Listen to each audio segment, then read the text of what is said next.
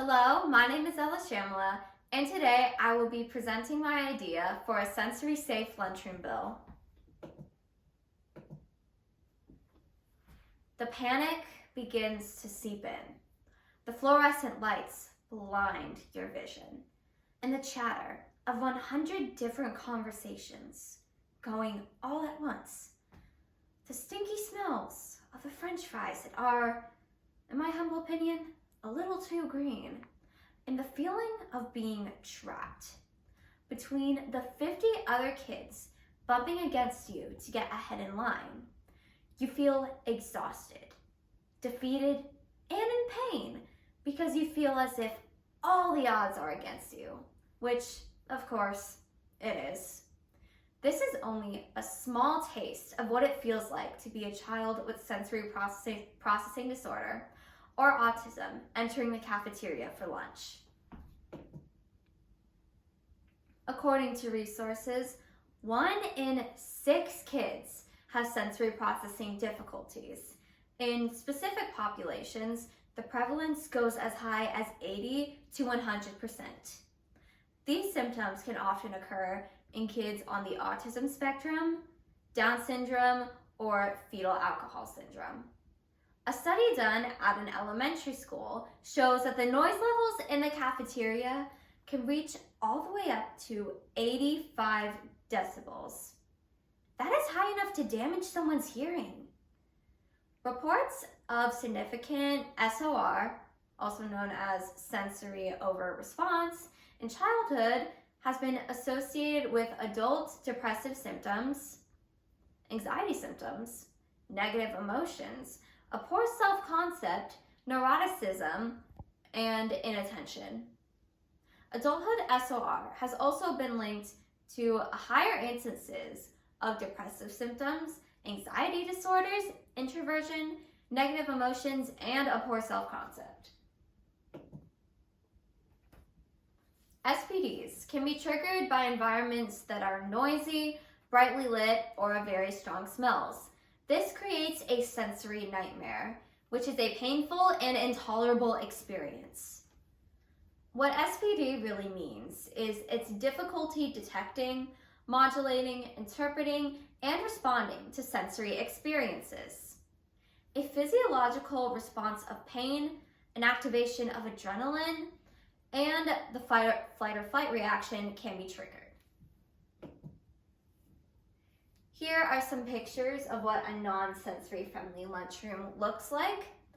As you can see, we have bright fluorescent lights. The seats are packed very closely together, and there are numerous enough of kids stuffed into one tiny space. So I have a personal experience that happened to a friend of mine in middle school. She had often described her panic as so intolerable that she felt like she could die. She was allowed an accommodation to eat in the counselor's office, but this accommodation was later taken away because they wanted to prepare her for high school. School officials began to force her to tolerate getting close to the cafeteria, and I watches every day. They would be pushing and shoving her there, and she would scream out in terror. I then decided that day that I had to do something to advocate for kids like my friend, because no other people with disabilities are told that they have to tolerate something that causes them pain and terror. It's the same kind of concept as telling someone in a wheelchair that they have to learn to stand up and that they are not trying hard enough. I was also diagnosed with my own sensory challenges as a child.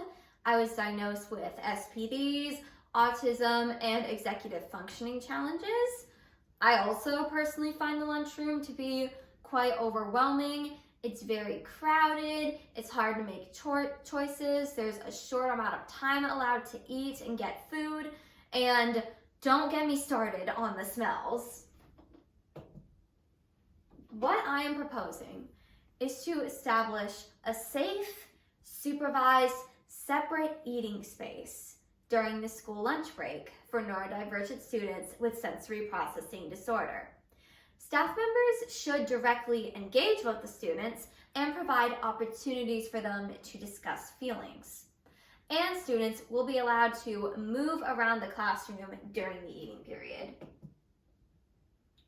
This room would include dimly lit or colorful lighting, spaced apart seating with teachers supervising. Noise-canceling headphones and sunglasses will also be available, plus fidget toys and pillows and blankets.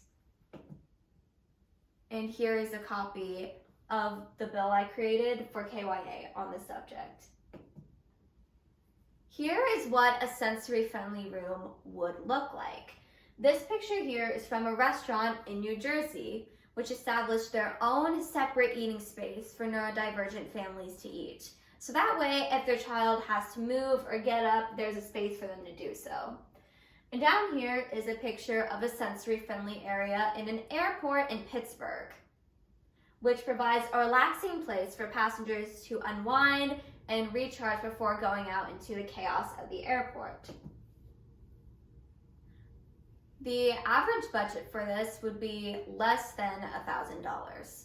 However, the pricier items on here would be the noise-canceling headphones, plus the bean bags or other comfy chairs. But all the other things on this list would be less than $20.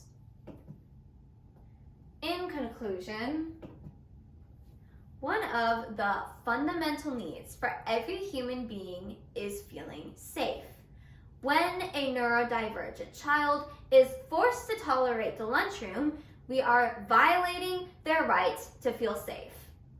According to Maslow's theory, one of the fundamental needs for every human being is the feeling of safety. And in Maslow's hierarchy, lower level needs must be satisfied before a human can satisfy any higher level needs. Safety needs can be fulfilled by family or in schools, especially getting a person's medical needs met. A person's right to feel safe is violated when forcing a person to tolerate the intolerable. The question here is, how would you feel if your safety was violated? We have a moral obligation to advocate for neurodivergent students and give them a sensory-friendly space to enjoy their lunch, rather than maintain the status quo, which is a lunchroom filled with fear and terror. I call upon you to look into your heart and vote yes for this important legislation. Thank you.